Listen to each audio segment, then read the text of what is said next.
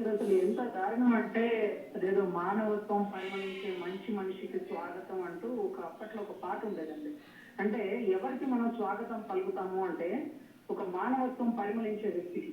ఇక్కడ చూస్తే మీరు గమనిస్తే అతను వెహికల్ ఈడియట్ జగన్, ఈడియట్ ప్రభుత్వం. అసలు ఈ ఈ పోలీస్ యాక్ట్ ప్రకారం మీరు జనాల్లో తిరగండి, ఇప్పుడుండే పరిస్థితికి మిమ్మల్ని రక్షించలేం, మీ వల్ల రాష్ట్ర ప్రజల్ని రక్షించలేం, లా అండ్ ఆర్డర్ కంట్రోల్ తప్పుతుందని ఎన్ని మార్లు పోలీసు వారు చెప్పినా సరే వినకుండా బయటికి వచ్చినారు.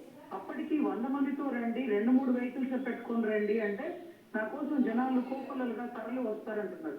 ఆ తరలి వచ్చే జనానికి ఎవరు ప్రొటెక్షన్ కల్పించాలి, ఎంతమంది వస్తారో ఎలా అంచనా వేస్తారు? ఈవెన్ అసలు అక్కడ కళ్ళ ముందు ఒక మనిషి కింద పడిపోయి అతని తల టైర్కి దగ్గరలో ఉండి మీదెక్కుతున్న పరిస్థితుల్లో చుట్టుపక్కల వారు కనీసం దాన్ని గమనించడానికి కూడా అవకాశం లేనంత పరిస్థితులు ఉన్నారు. అక్కడ కింద మనిషి టైర్ కింద ఉంటే పైన పైన డౌన్ మీద ఒక వ్యక్తికి సీఎం సీఎం సీఎం అని సవదాలు చేసేస్తున్నారు. ఆయన్ని కూడా నెట్టేస్తున్నారు. ఈవెన్ ఆయన కూడా నెట్టేస్తున్నారు. ఆయనకి ఏదైనా రాష్ట్ర ప్రభుత్వం బాధ్యతే, పోలీసుల బాధ్యతే అంటారు. మరి ఎవరు రమ్మన్నారు? మన రాష్ట్రాల్లో ఎలా అయితే విమానం మీద దాడి జరిగిందో, విమానం డ్యామేజ్ అయిందో అంటూ ఆయన మాట్లాడినప్పుడు మనం రెండోసారి మీరు జనాల్లోకి వచ్చినప్పుడు మీరు ఎవరిని కలవడానికి వస్తున్నారు? ఏమన్నా స్వాతంత్ర సమరయోధన లేకపోతే అభిమానం పెట్టుకోండి అంటే తెలుగుదేశం మీద అభిమానం పెట్టుకోండి, మీ ప్రాణాలు అయినా నిలబడతాయి. బట్ ఇలాంటి రాజకీయం మీద వైసీపీ ఈ జగన్ ఈడే ప్రజల కోసం కాదు డబ్బు కోసం వచ్చినాడని తెలుసుకోండి. కింద టైర్ కింద పడిన ఆ సింగయ్య పాము అతను హాస్పిటల్ కన్ను మూశారు. ఇలాంటి ప్రభుత్వంలో చేరి మీరు అభిమానులు కావద్దండి, ప్రాణాలు వృధా చేసుకోవద్దండి. చాలా గొప్పది, వానికన్నా ప్రాణాలు చాలా గొప్పవి. కనికరం జై జగన్ గారు, జై పిచ్చి జగన్ అని పిలిచండి. ఇంక నుంచి రజనీ న్యాయవాది, ఆయన చెప్తుంది, ఆయన చెప్పినట్లే జరుగుతుంది. ఏమో బహుశా శివుడు వచ్చినాడేమో ఎమ్మెల్యేకి ఇలాంటి వాళ్ళకి శిక్ష చేసేకి.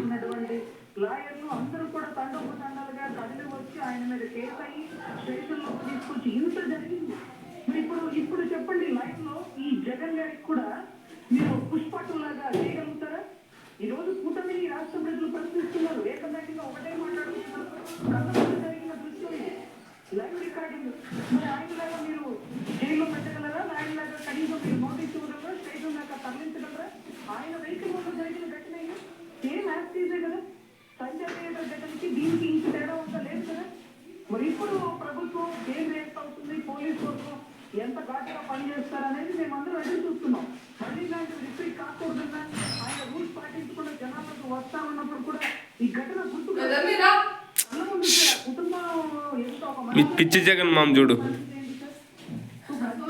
దీన్ని చాలా తీసుకోవాలి. Waste useless. ఇది కళ్ళ ముందు ఎవరింటిగా జరిగింది. ఇక్కడ కూడా లేకపోతే జగన్ గారిని అరెస్ట్ చేయలేము, లేకపోతే అందరి కేసు నమోదు చేయలేము అని ఆలోచిస్తే ప్రజలకి ఒక బ్యాడ్ మెసేజ్ స్ప్రెడ్ చేస్తున్నాం. చట్టాలు కఠినంగా ఉంటాయి. చట్టాలు ఎవరికి చుట్టంగా చట్టాలు అందరికీ సమానమే. చట్టాలకు అతీతు లేని వారు ఎవరు లేరు, వారు ఎవరైనా కానీ. సో ఆ మెసేజ్ మనం పబ్లిక్ ఇవ్వాలి అండి. ఇది సేమ్ సంజయ్ దగ్గర జరిగిన ఇన్సిడెంట్. అక్కడ అల్లు అర్జున్ పుష్ప కొట్టాడు. ఆ పుష్పరాజ్కి ఈ పుష్పరాజ్కి సేమ్ ఒకే ఇన్సిడెంట్ జరిగింది. ఒకేలాగా పర్యవసానం ఉండాలి, ఒకేలాగా కేసులు వేయాలి. పోతే అదేదో చెప్పినాడు చూడండి, గంగమ్మ జాతరలో పొట్టేలు నరుకుంటా పోతున్నాను అన్నట్టుగా అట్లే అయ్యి కళ్ళ ముందు కనపడుతుంది అతని తలకాయ. పొట్టేలు కూడా తలకాయ నరుకుతారు.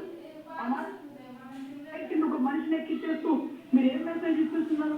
కనీసం మీరు చూసుకోలేదు, మీ వెనకాల ఉండే ప్రోటోకాల్ చూసుకోలేదేమో, కనీసం ఆ పైన డోర్ ఇచ్చేవాళ్ళు చూసుకోలేదు. పోలీస్ ప్రొడక్షన్ అసలు మీరు ఎంతమంది వస్తున్నారు, ఎంతమంది అడుగుతున్నారు, మాకు ఒకరితో పని లేదని మీ అంతటి మీరు వెళ్ళిపోతే ఇలాంటి ఘటన జరిగితే పబ్లిక్ మీరు ఏం మెసేజ్ ఇస్తున్నట్టు?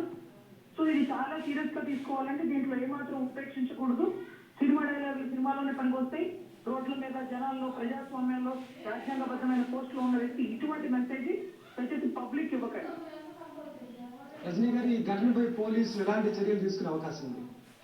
సార్ అదే చెప్తున్నాను సార్. అదే సంజయ్ థియేటర్ దగ్గర పుష్పరాజ్ గారికి ఏం మెసేజ్, ఏ చర్యలు తీసుకున్నారో, ఏ కేసులు నమోదు చేశారో మీరు ఇక ఏ మాత్రం ఆలోచించట్లేదు. అదే కేసులని యాక్టీవ్ వేసాయి.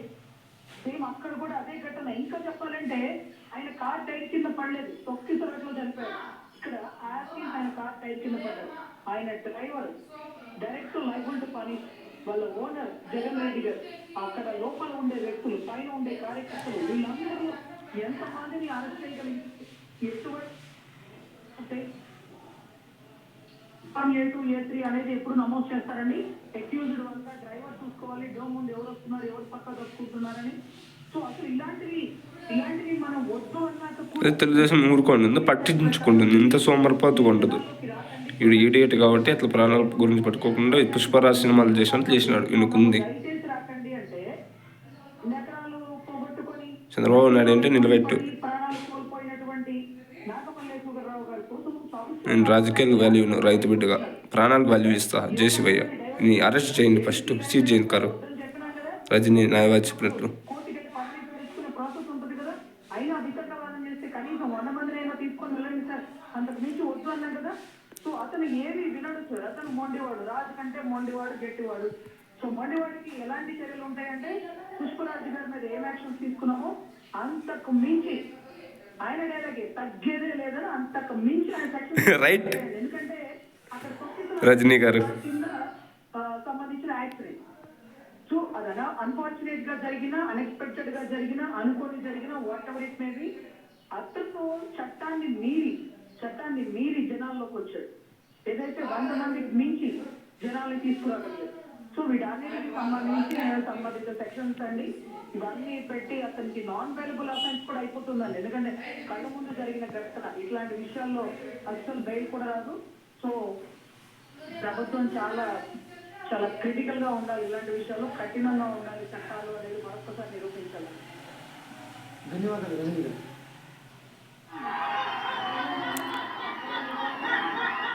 జగన్ కాదురా, పిచ్చి జగన్ వాడు. మీరు పిచ్చి అభిమానులు. మా చంద్రబాబు నాయుడు ఇంత ఖచ్చితంగా పట్టించుకుంటూ